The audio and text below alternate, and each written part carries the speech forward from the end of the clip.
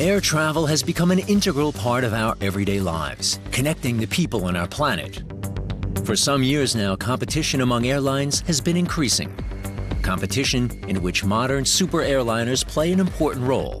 The Airbus A350 is one such super airliner. Germany's largest airline has already ordered a significant number of these new long-haul aircraft. But can the airliner meet the high expectations? The A350's first official flight goes from Munich to Hong Kong. The high-tech jet now has to prove itself under real conditions. A direct flight and a stress test with a duration of 12 hours. It's the most modern commercial airliner on the market. The engines from Rolls-Royce have been completely redeveloped and enable the aircraft to carry out extreme flight maneuvers. We'll be pushing the aircraft to its limits here. On a test flight, the new A350 is rolled to a bank angle of 67 degrees. There are also improvements for the passengers. More space and larger HD monitors are just some of the features. But the current super airliner from Boeing also has a lot to offer.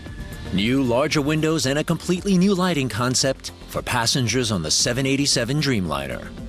London to New York in only 3 hours, possible only by flying at twice the speed of sound. But that's only the beginning. In the near future, even flying drones will help alleviate the traffic chaos in our cities.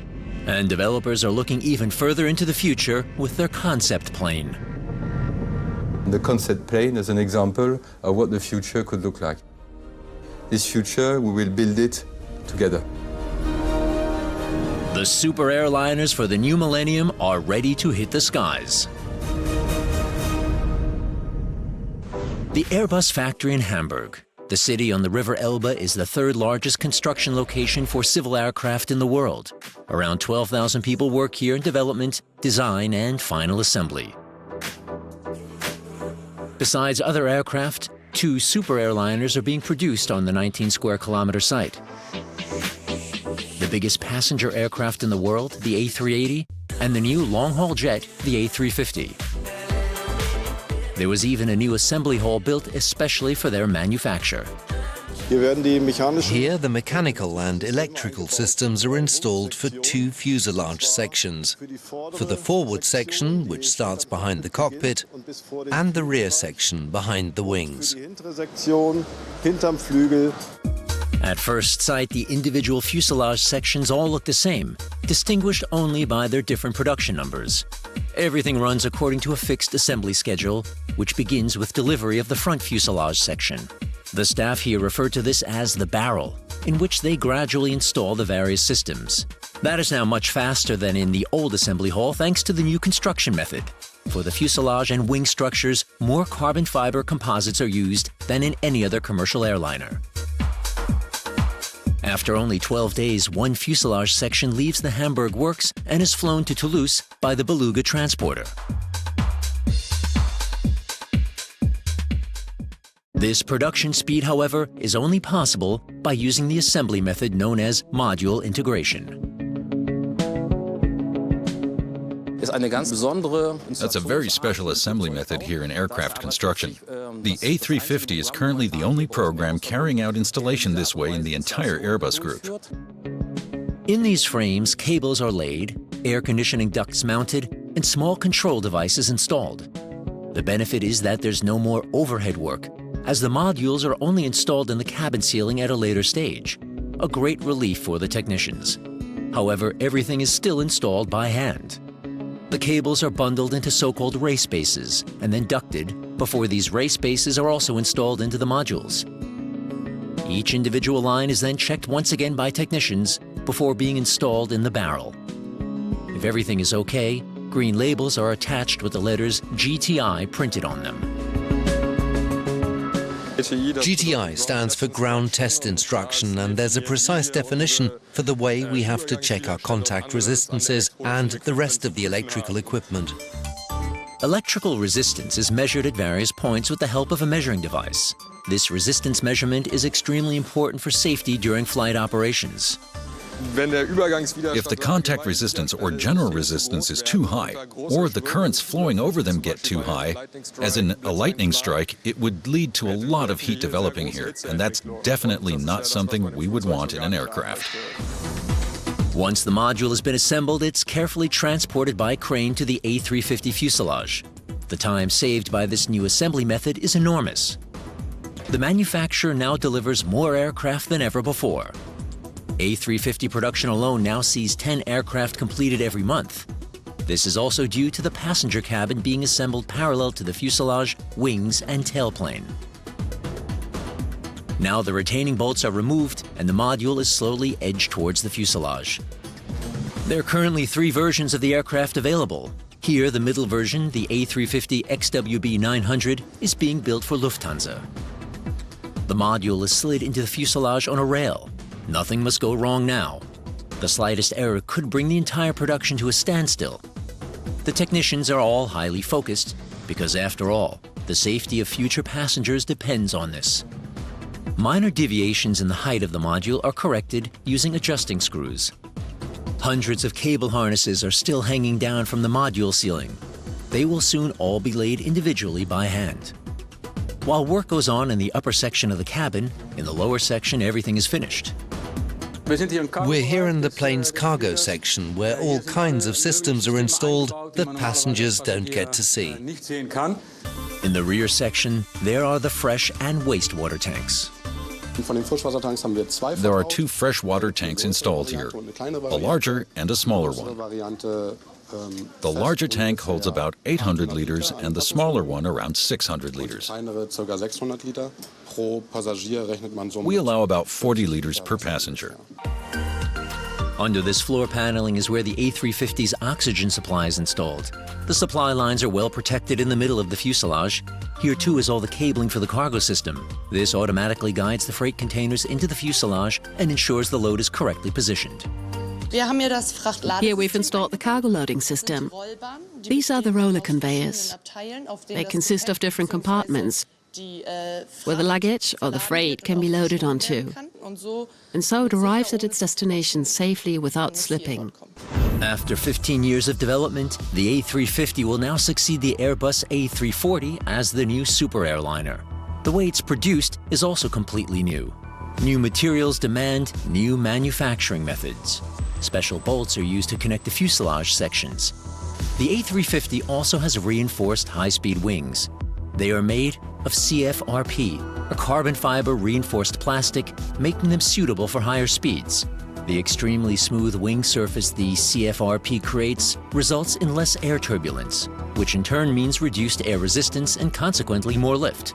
This guarantees greater stability and at the same time 4.5 tons less weight.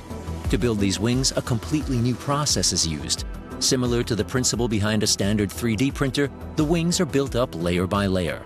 Here, a small model of an aircraft wing is produced, but in the plant at Stade near Hamburg, the upper level of a full-sized wing is printed with the help of a giant roll of adhesive tape.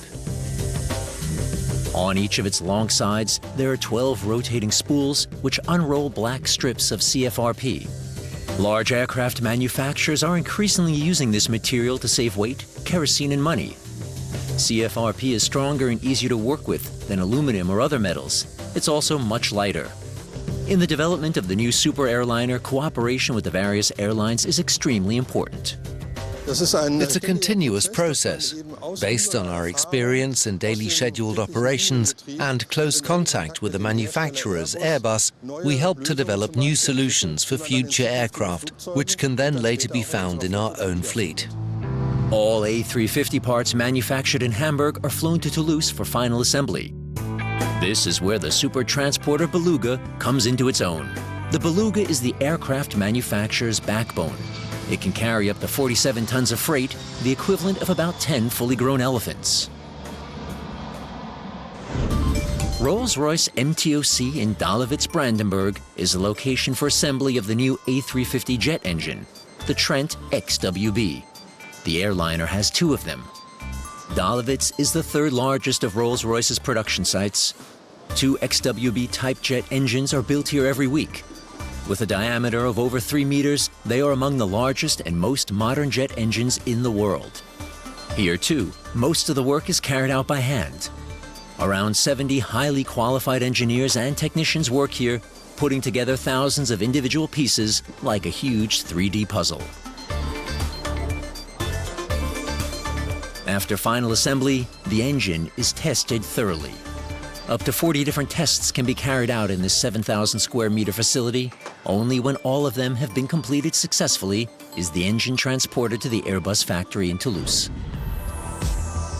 Toulouse in southern France. This is the aircraft manufacturer's largest production location. It even has its own airport. The engines delivered by Rolls-Royce MTOC are now mounted onto the A350. A short time later, the new aircraft stands completed on the apron. She's been given the name Bonn. The technicians have just installed the improved sharklets. Their special shape causes less turbulence and so reduces air resistance. The air flows more evenly past the wingtips, which increases the plane's range and reduces its fuel consumption. Calculated in terms of consumption per passenger over 100 kilometers, the new A350 uses just under 2.5 liters, which at the same time enormously reduces its CO2 emissions. In Toulouse, in the pouring rain, the final checks for the new airliner are underway. Everything is inspected and documented meticulously. As the machine is being delivered to the airline today, its own technicians are examining the Bonn particularly closely. I'm in charge of quality check for the A350 here at the final assembly line and for deliveries. And you've just seen me up on the fin where I checked sealants and paintwork to see if anything's flaked off here and there. Minor problems are marked with green adhesive tape. At a price of 265 million euro, nothing is left to chance. To assess the paintwork better, it first has to be wiped dry. A slight scratch is visible on the back of the rudder. Nothing serious, it's marked and will be polished out later.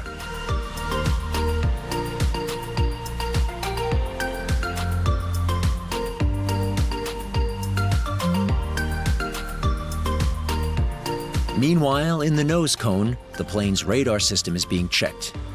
It is located in the cone directly in front of the cockpit and is essential for information on weather conditions and airspace control. The inspection is completed and the test crew are very satisfied. The aircraft is now ready for takeoff. At the briefing, the planned test flight is now discussed down to the most minuscule detail. I'd suggest, first of all, that we do a pull-up, plus 0.5 G. Yeah, I got that. This particular maneuver briefly creates weightlessness inside the craft. Then they plan to roll the plane over on its side. A lot depends on the weather, which currently doesn't look too good in Toulouse. Bena Apsmaier is the captain on the flight and has years of experience. Taking account of the weather conditions, the flight plan is modified slightly so that all the tests can be carried out. This test flight is all about flying to the aircraft's limits, checking the so-called protections, the safety systems. An aviation engineer is also on board. My role on board is the flight test engineer and the test conductor and the one guiding the sequence. An important task for the test flight ahead. The pilots are ready and start preparing the A350 for takeoff. This test flight is also the acceptance flight. Only if everything goes smoothly and no major malfunctions or problems occur will Lufthansa take the aircraft. The cockpit design has changed slightly and is now a two-person glass cockpit. A new feature is the mushroom-shaped mouse control handrests, which are also used in the A380. The display is made up of 6 38-centimeter LCD monitors. The content can be selected freely by the pilot. The aircraft slowly moves off.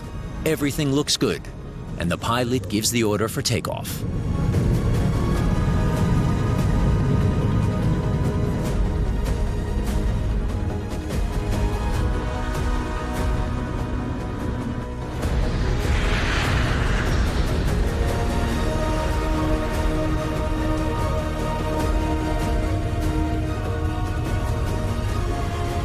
While the landing gear is still being retracted, the first readings come through.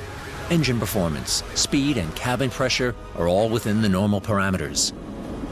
The new Rolls-Royce engines and optimized aerodynamics reduce the aircraft's noise footprint by 30%, putting it well below the legal limits. The first test is a tough one. The aircraft flies horizontally at maximum speed, around 900 kilometers an hour, and then goes into a climb. After only a few seconds, it reaches the apex of its trajectory. The engines are now throttled back, so that the thrust only compensates for the air resistance. The nose of the plane now points towards the ground again. In this phase, a clear reduction in gravity can be experienced in the cabin, almost like in freefall. Towards the end, the pilot pulls out of the dive by raising the elevator and ramping up the engines again. Test successfully passed. Now it's on to the next challenge. Left and right up to 67 degrees.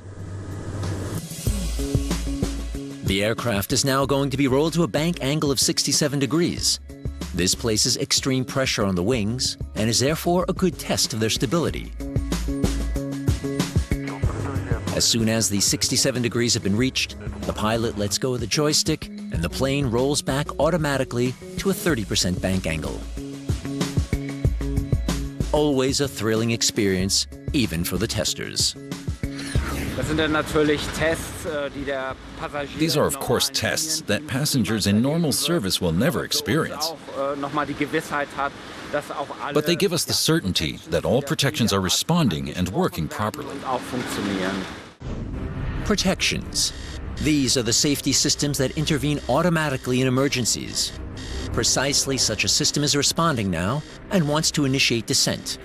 It seems there's a flap at the rear of the aircraft that isn't closed properly. A sensor reports noises from the cargo hatch.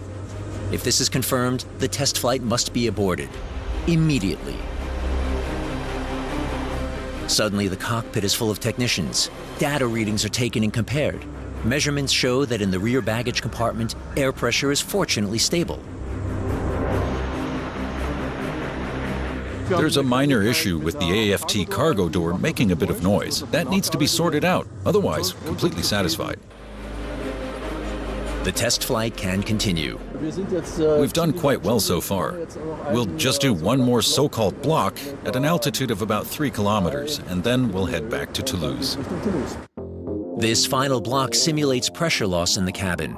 A very important test, because if this happens, the safety of the passengers is at stake. In today's test, only one of the many oxygen masks is released. The others have already been tested and found to be working perfectly. In an emergency, the aircraft's automatic system takes over. All the tests have been completed successfully and the team returns to Toulouse. After a 2.5-hour flight, the aircraft touches down at the company airport. A total of more than 40 different tests and maneuvers have been carried out. The crew is satisfied, and the Bonn can be taken over by Lufthansa. However, there are still a few minor issues to be sorted out. After landing, everything is carefully checked and examined once again. To cool the machine down quickly, all hatches are opened and covers removed.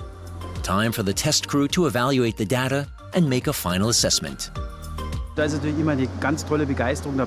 always a great feeling when you see the plane flying at its limits. Martin flew it really well again, along with Wolfgang Abtsmeyer.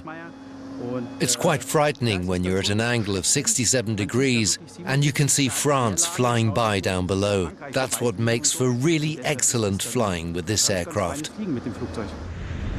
Competitors Boeing are also relying on high tech and have built their own new super airliner, the 787 Dreamliner, which also boasts a lower fuel consumption thanks to modern materials. These advances increase efficiency, simplify the operation of the aircraft, and provide noticeable improvements to the passenger's experience. One of these innovations are the 787's new larger windows. Most people are going to say, I really like the windows. And they will, and that'll be true. But there's going to be a lot more going on besides the windows that you can't even see that we did on this airplane. And you're just going to feel better, and you're not going to know why.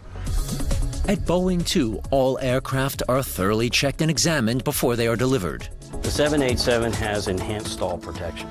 So enhanced stall protection allows the pilot to be able to have the full lift capability of the airplane at their command. And that underlies the overall Boeing philosophy of having the pilot in full command of the capability of the airplane.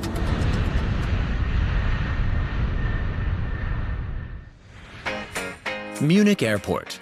The crew of the new A350 Bonn is getting ready for their flight to Hong Kong. First, the cockpit crew has to order the fuel for the first flight. So you've not flown the new route to Hong Kong yet either. Neither have I, but I was involved in the calculation. So I think we can order the fuel. Would you agree with 71 tons? Right. I'll enter that then. Not long until takeoff. In a final meeting, the latest flight and passenger data are checked. The flight attendants are divided into teams, and the special features of the new aircraft are discussed once more. It flies faster than other aircraft and only takes 10 hours 30 minutes from Munich to Hong Kong. Then the crew make their way to the brand new plane. The A350 with the name Bonn has only been just delivered to the airline by the manufacturers. It has completely new, wider fuselage, new high-speed wings, and newly developed engines. Fueling is already underway. Before takeoff, Captain Jasper carries out the so-called ground check, in which he personally inspects the exterior of the machine once more. Obviously, I can't see inside the system, but there are certain places you can look at to make sure they're in order, indicating the general condition of the aircraft. The A350 Bonn is ready for takeoff. The pilots take up their positions in the cockpit. For safety reasons, there are always 3 pilots on long-haul flights who alternate regularly.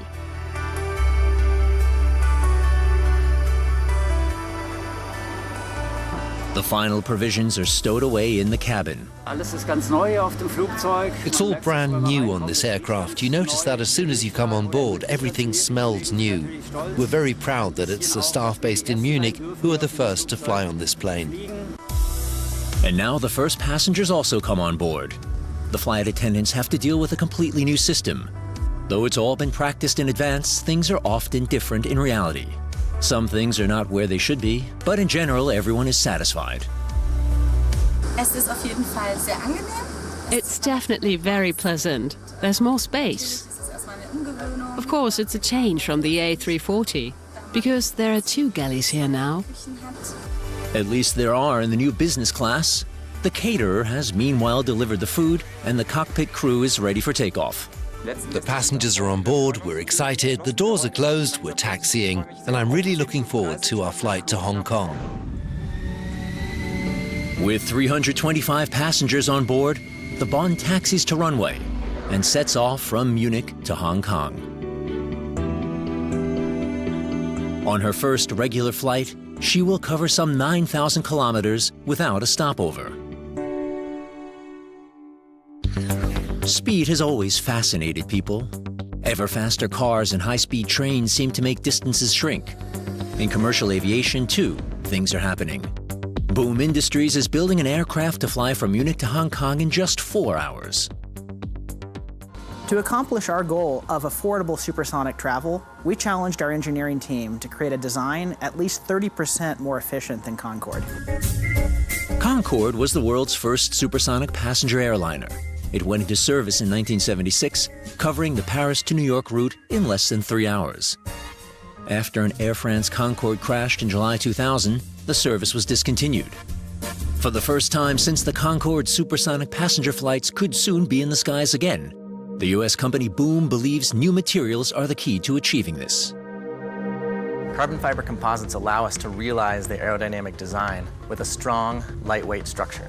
To create a carbon fiber part, we first start with a high-precision mold, either CNC machined or 3D printed. We then apply layer after layer of carbon fabric and resin to the mold. Finally, each part is cured in an oven or autoclave under vacuum at temperatures of up to 450 degrees Fahrenheit. Cruising at 1,451 miles per hour, the nose and leading edges of the aircraft can reach temperatures of up to 307 degrees Fahrenheit. These carbon parts outperform aluminum at the high temperatures of supersonic flight. The propulsion system is composed of a variable geometry intake system and an efficient turbofan jet engine. Our engine is based on the same technology that powers modern subsonic aircraft, but with a customized fan and a variable geometry exhaust. Lastly, we use 3 engines for added reliability and safety. 2 engines are under the wing, and a third is in the tail. Before actual construction of the new super airliner can begin, a lot of testing has to be carried out on the wind channel. A small model is built and covered with different materials. This is done to determine the behavior of different materials under strong wind resistance. If it is torn off or deformed, a better material has to be developed. Testing, however, is going very well.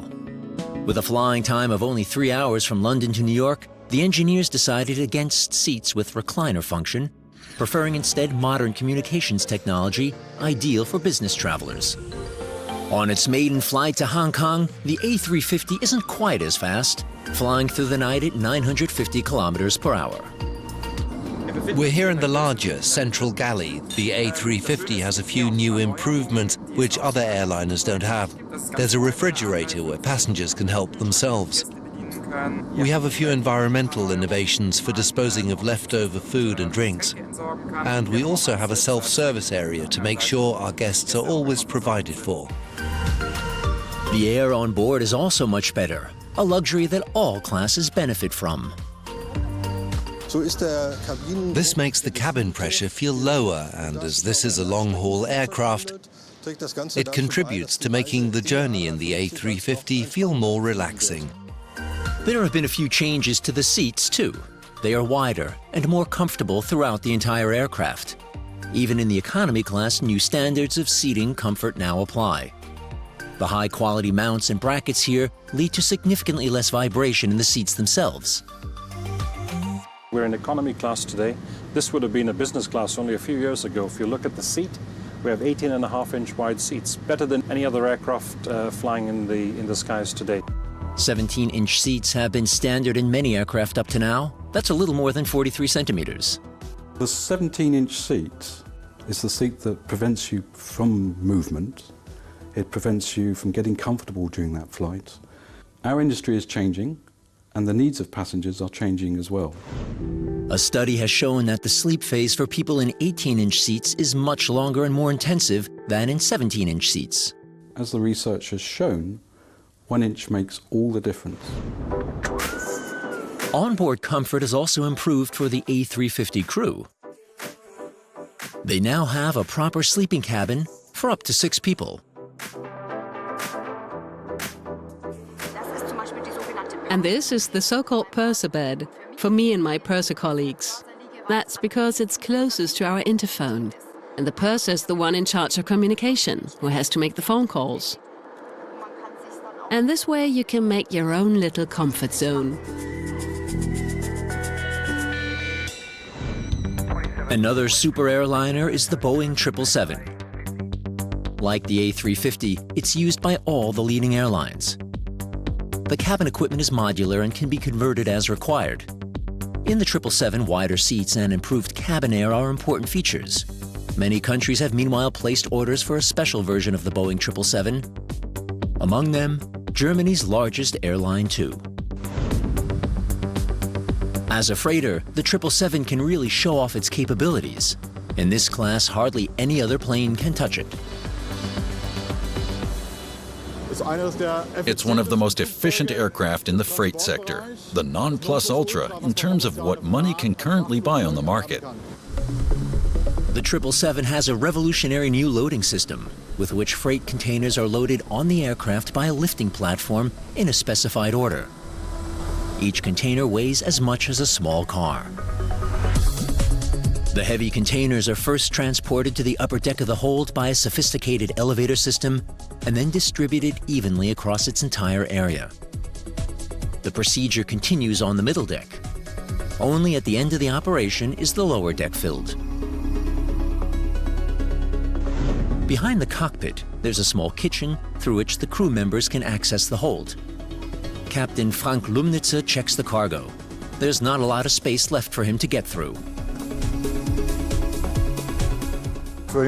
Anyone used to a passenger cabin will find this a little unusual. We've loaded 98,700 kilos of freight. I don't know yet the specifics of the cargo. I'll get that afterwards from the handling agent. Ultimately, it's freight that's either valuable or that has to be delivered punctually from A to B. In here, 2 Greyhounds are waiting for takeoff. The freight documents have now arrived and are all in order. So now to the external inspection of the 777. A routine exercise for Captain Lumnitzer, who is flying the aircraft to Chicago today.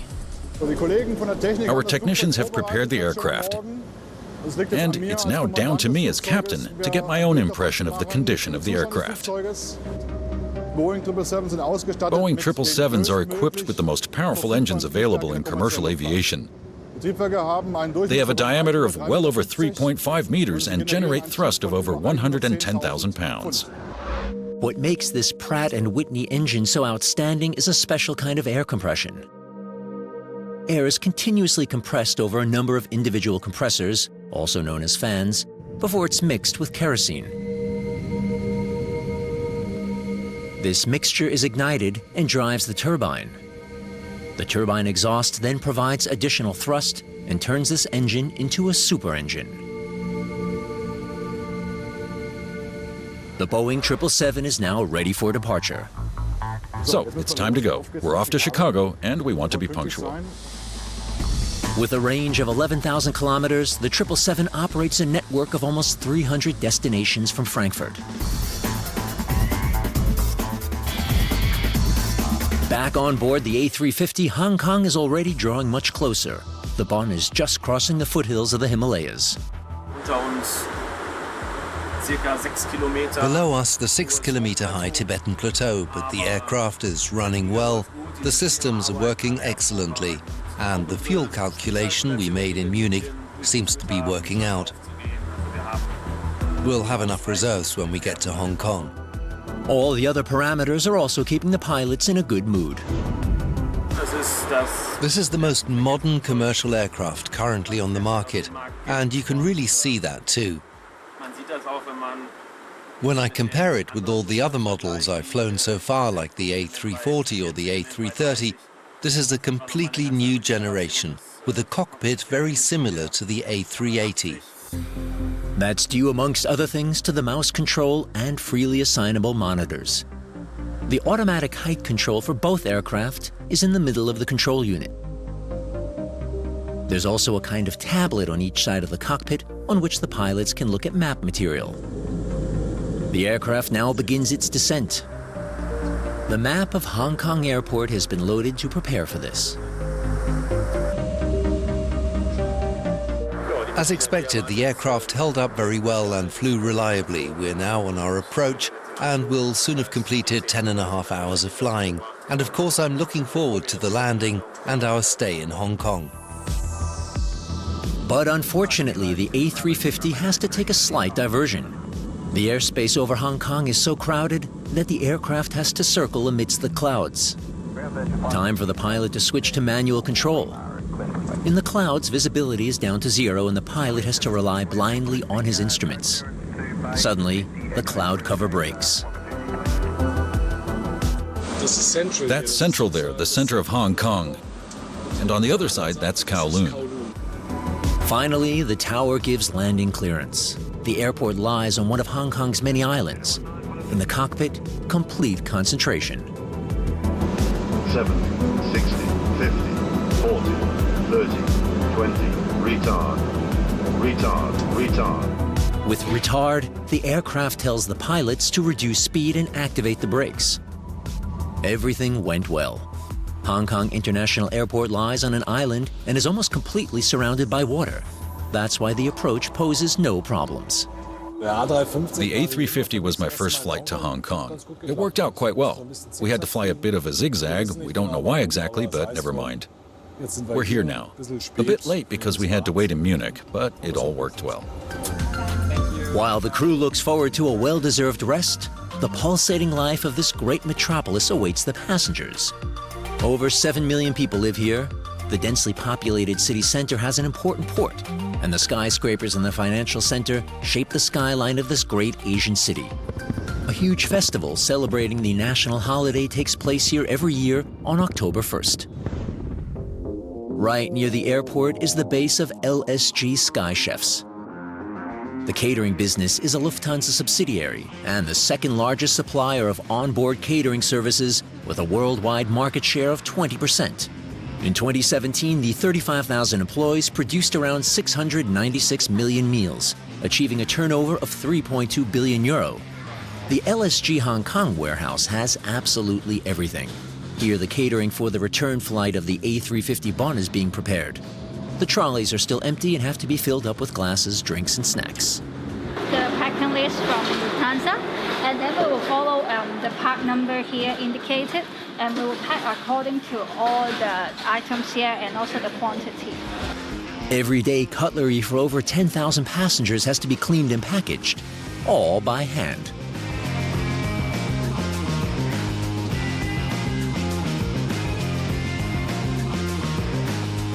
Cooking for extreme conditions. At an altitude of 10,000 meters, the sense of taste is altered by low pressure and low humidity. The effect of spices is weaker. The chefs know exactly which strong flavored dishes bring the taste buds back to life. Rolls and side dishes are freshly made and then individually packaged. More than 10,000 every day. The sauces are also a little thicker, so they won't be thrown off the plate during turbulence. Challenging every day more than be executive chef than a hotel, because you need to satisfy so many different customers every single day. The chef is always there, keeping a watchful eye on the preparation of his creations.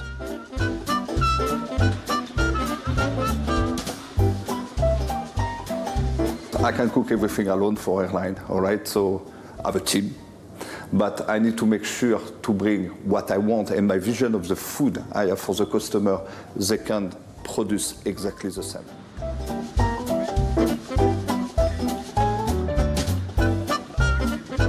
All the food for the return flight of the Bonn to Frankfurt is prepared by 3 chefs at the same time. And this is just for the business class passengers.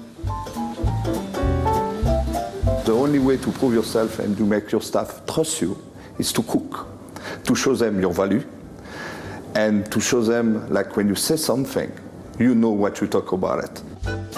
It's very important that no dish is higher than 4.5 centimeters. Otherwise, it will touch the next tray in the tightly packed trolley. So here, even star chefs like Michel Boussemont have to observe the limits dictated by dimensions. The trolleys are packed and can now be loaded. Through long corridors, they are taken to the refrigeration carrier. In the control center, the orders and alteration requests are processed. With so many flights and meals, it's extremely important for the chefs to maintain an overview. Let's say for Lufthansa, we have 66 business class. We produce for 66 business class. Maybe there are 40. We have 26 extra, but this is a top-up. Safely packed onto the trolley, the Bonn's onboard refreshments begin their journey to the airport. There's still time. The Lufthansa A350 doesn't leave Hong Kong for another 90 minutes. So loading can be carried out as scheduled. One trolley after another is loaded onto the refrigerated truck. Now they drive to the airport. The LSG refrigerator trucks dock onto the A350 and the food is unloaded. Meanwhile, the crew is back on board the Bonn and is preparing for the return flight. In only a few minutes, everything is finished and the aircraft sets off for the runway. After her successful maiden flight, the A350 will from now on fly back and forth from Munich to Hong Kong on a regular basis.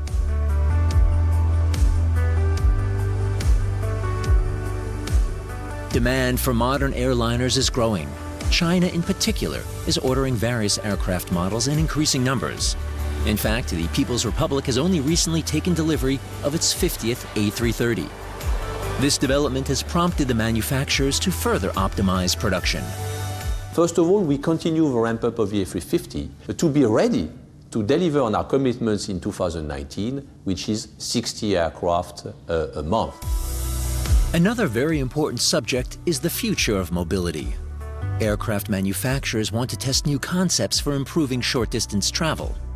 We now start to take care of the full mobility experience as long as flying is involved. So we look at things from door to door, including ground transport, about security, operations at the airports, doing the flight, but making it an experience for the passenger.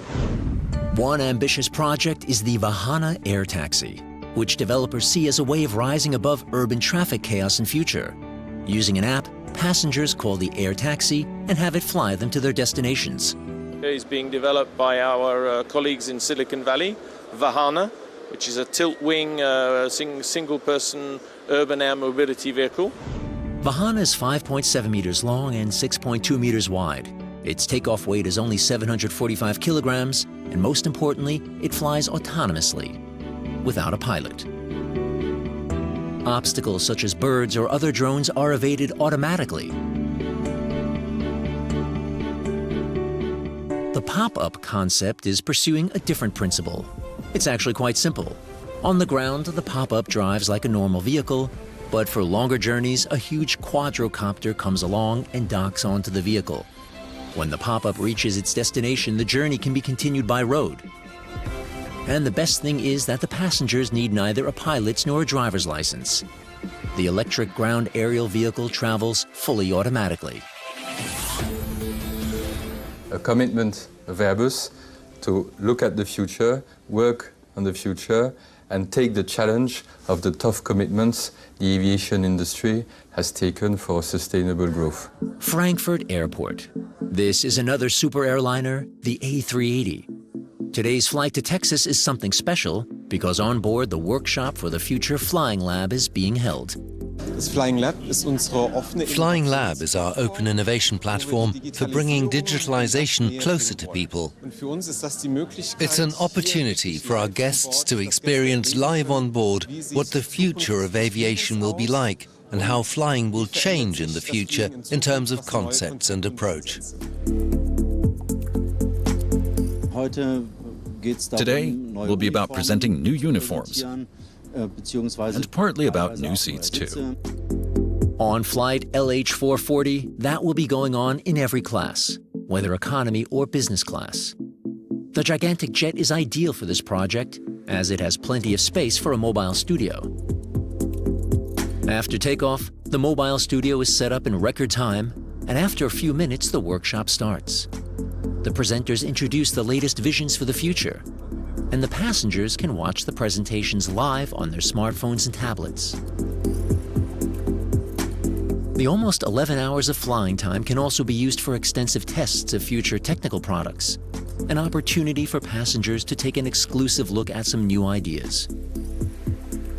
A flight into the future, so to speak.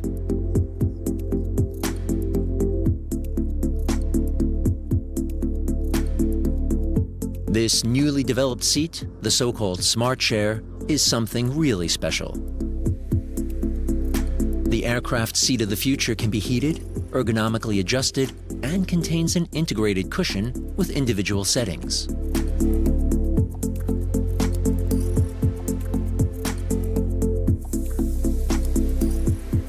On display in the so-called cocoon, the flight attendants can read any special wishes a passenger may have.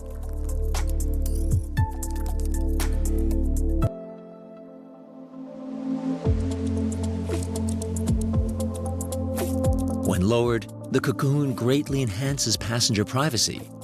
At the same time, its display makes the onboard entertainment system a very different experience. During takeoff and landing, the seat automatically reports whether all passengers have their seatbelts on or not. The seat's colored light signals also make boarding and leaving the aircraft easier.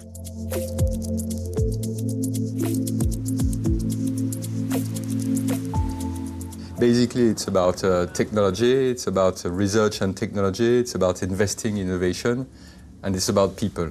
It's about getting and retaining the best talents, being able to attract the talents and the technologies of the future to help us build the aircraft of tomorrow. A leap forward to the year 2050. What will the super airliners of the future be like? Transparent walls, bioactive seats, interactive onboard entertainment, and plenty of room for passengers could all become reality very soon. This concept plane has already been developed and presented to the public. People really saw how the future could look like, and also saw all the opportunities of the future. Virtual reality, playing golf, transparent windows. Interesting also question about social media. Will Facebook replace actually meeting? And the answer is no. We need still to meet and make the journey as short as possible, door to door, including airports, immigration, checking, not just the flight, but the complete experience. There still seems to be a long way to go from the A350 to the concept plane, and the airlines are helping to speed up this development.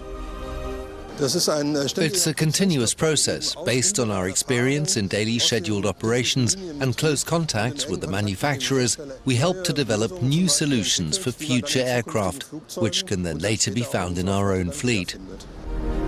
The right mix of new technologies will determine the future of air travel and generate even better super airliners for the next millennium. Aviation can look forward to an exciting future.